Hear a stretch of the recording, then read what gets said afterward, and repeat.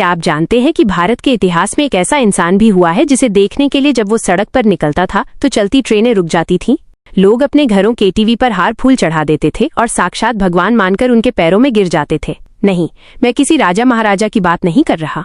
मैं बात कर रहा हूँ उस शख्स की जिसने पर्दे पर भगवान श्री राम के किरदार को हमेशा हमेशा के लिए अमर कर दिया। लेकिन क्या आपको पता है कि आज वो शख्स कहाँ रहता है, उनकी उम्र क्या है, और सबसे बड़ा सस्पेंस 1987 में बने उस महाग्रंथ रामायण में भगवान राम का इतना बड़ा रोल करने के लिए उन्हें फीस के तौर पर कितने रुपए मिले थे? क्या वो फीस इतनी थी कि वो रातों रात करोड़पति बन गए, या फिर सच्चाई कुछ ऐसी है जिसे सुनकर आपके होश उड़ जाएंगे? नमस्कार दोस्तों, स्वागत है आपका आपके अपने पसंदीदा चैनल संजय 09 पर। अगर आप भी श्री राम के सच्चे भक्त हैं और इस अनसुनी कहानी को जानना चाहते हैं तो अभी के अभी हमारे चैनल संजय 09 को सब्सक्राइब कर लीजिए और बेल आइकन दबा दीजिए, क्योंकि आज का ये वीडियो आपके रोंगटे खड़े कर देने वाला है। वीडियो को अंत तक देखना, क्योंकि अंत में मैं आपसे एक ऐसा सवाल पूछूंगा जिसका जवाब शायद ही किसी के पास हो। भाग 1, कौन है वो शख्स? नाम और पहचान। 1987 में जब दूरदर्शन पर रविवार की सुबह रामायण सीरियल शुरू होता था तो देश की सड़कें सूनी हो जाती थीं, कर्फ्यू जैसा माहौल हो जाता था। उस दौर में जिस शख्स ने भगवान श्री राम का किरदार निभाया उनका नाम है अरुण गोविल।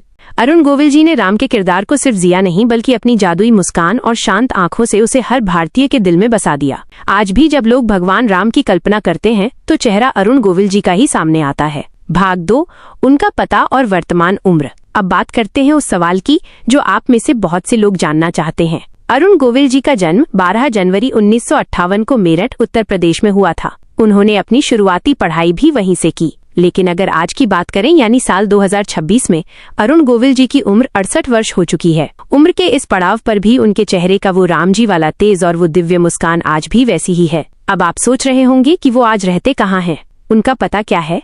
तो आपको बता दें कि अरुण गोविल जी वर्तमान में देश की आर्थिक राजधानी मुंबई, महाराष्ट्र के एक बेहद पॉश इलाके में अपने परिवार के साथ रहते हैं। इसके साथ ही हाल के वर्षों में राजनीति में सक्रिय होने और मेरठ से सांसद चुने जाने के बाद उनका समय दिल्ली और उनके गृहनगर मेरठ में भी बीतता है। भाग 3, रामायण के लिए कितनी फीस मिली? सबसे बड़ा खुलासा। चलिए अब आते हैं उस मुद्दे पर जिसका आपको सबसे ज्यादा इंतजार था। आज के समय में जब कोई एक्टर किसी फिल्म या सीरियल में काम करता है तो वो करोड़ों रुपए चार्ज करता है। आदि पुरुष या अन्य आधुनिक रामायणों के एक्टर्स ने करोड़ों की फीस ली। लेकिन क्या आप अंदाजा लगा सकते हैं कि 1987 में रामानंद सागर की रामायण में मुख्य भूमिका यानी भगवान राम का रोल निभाने के लिए अरुण गोविल जी को कितनी फीस मिली थी? जब रामायण की शूटिंग शुरू हुई थी तब का दौर अलग था, बजट बेहद सीमित था।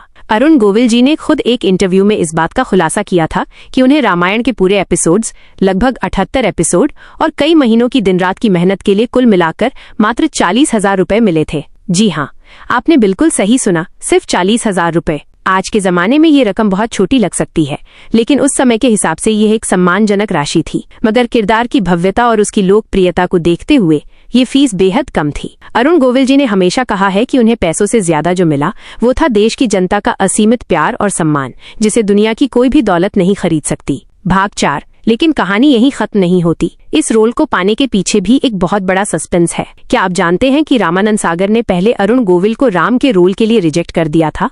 जी हाँ, उन्होंने कह दिया था कि तुम्हारे अंदर वो बात नहीं है।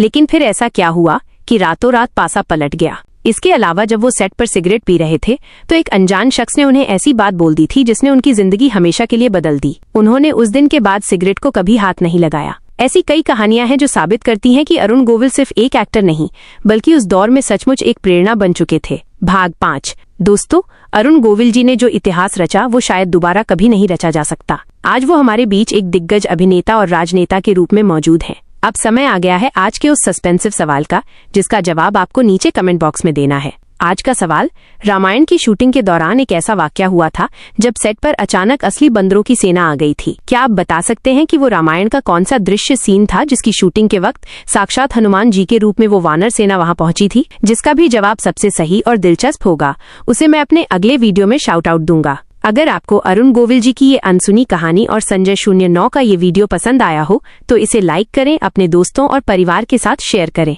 और हाँ, हमारे चैनल संजय 09 को सब्सक्राइब करना बिल्कुल न भूलें। मिलते हैं अगले एक और धमाकेदार वीडियो में, तब तक के लिए जय श्री राम।